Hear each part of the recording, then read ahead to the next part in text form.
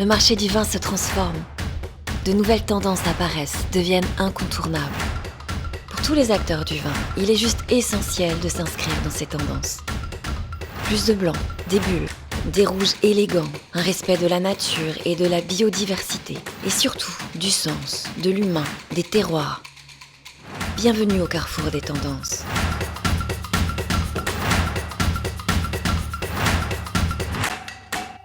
Le vin n'est pas réservé qu'aux grandes occasions, c'est aussi des moments simples, des moments informels.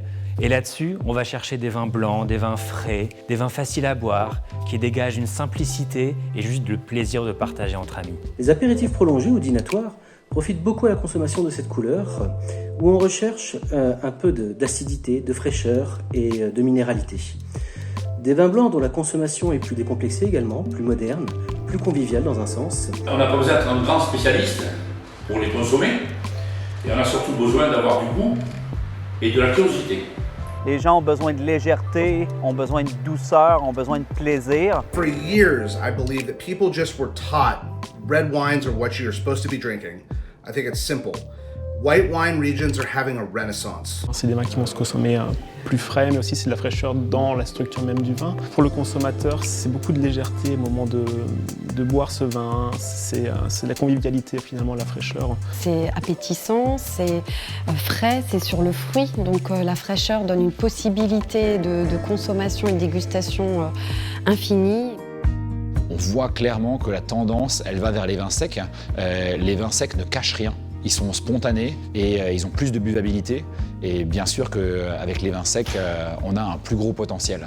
For me, an exceptional dry wine is a wine which is very complex, has high quality of acidity, of course very well balanced, and also great for wine pairing when it comes to all the cuisine of the world. Also, which ages really well. And Alsace, for sure, fits the criteria.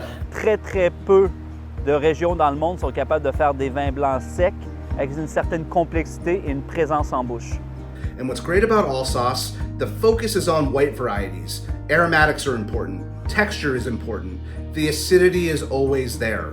It's such a great place for white wine, and in a lot of people's estimation, the greatest place on the planet to drink white wine from. Les gens aiment l'Alsace parce qu'ils savent qu'ils vont vivre une nouvelle expérience à chaque fois qu'ils vont ouvrir une bouteille. Il y a des nouvelles habitudes alimentaires et les vins d'Alsace permettent de s'adapter à chaque nouvelle tendance. Les repas sont complètement déstructurés, on fait des apéritifs dînatoires, on mange des planchas en after work ou bien de la street food. Alsatian wines are actually perfect for these amazing trends in the culinary scene, talking about vegan and vegetarian culinary world, talking about a rise in sushi. You get aromatic composure, you get amazing texture, you get rip-roaring acidity and present acidity. You get these amazing wines that will pair with anything on the planet. With the new food trends such as vegan or vegetarian bowls, burgers with fruity and spicy marinades, or even sushi, for me, Alsace wine is really the perfect food match. Cheers! L'Alsace a un très grand savoir-faire en matière de crémant. D'ailleurs, on a un recul de plus de 100 ans sur l'élaboration des bulles en Alsace. Les bulles, on la cote évidemment parce que ce sont d'abord des vins de fête, des vins de partage, d'occasion festive. Il y a le bruit que ça fait quand on ouvre la bouteille. Et après, il y a ces bulles qui sont légères, qui sont très douces et très faciles à boire. Et puis, c'est des vins qui ouvrent l'appétit, qui ouvrent le palais. Alors effectivement, tout le monde connaît le crémant à boire à l'apéritif, mais n'oublions pas que le crémant se déguste tout au long d'un repas. Vous avez des crémants très gastronomiques. On a des cépages vraiment spécifiques qui vont vraiment s'adapter à la gastronomie. Cremant Alsace, though it wasn't an AOC until 1976, and now for the quality level and price, is one of the greatest driving sparkling wines on the planet. It's really special. On entend souvent que les vins rouges puissants sont en difficulté, mais ce n'est pas le cas des vins rouges fins et élégants comme le Pinot Noir. Le Pinot Noir possède un double avantage.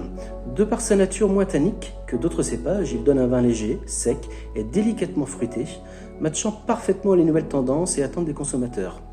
Une gourmandise, un fruité et une élégance qui sont ses traits de caractère, à mon sens, les plus marquants. Pour moi, les plus belles caractéristiques d'un Pinot Noir d'Alsace, ça va vraiment être ces arômes de fruits noirs, c'est-à-dire qu'on va avoir un côté mûre, cassis, cerise, des fois même kirsché qui va ressortir. On va avoir des notes un petit peu épicées, on va avoir des notes de cuir, on va avoir des notes des fois vanillées qui vont sortir, tout en gardant des tanins relativement soyeux. Et ça va vraiment conférer de la longueur et de l'équilibre finalement à ce très beau cépage rouge d'Alsace. Le pinot noir est un des seuls cépages dépourvus de tanins importants qui va durer dans le temps, qui peut nous offrir la garde, qui peut nous offrir la complexité. Il y a certainement un grand cru qui va naître pour les pinots noirs. Les rouges d'Alsace ne sont pas les rouges d'antan, ça c'est clair.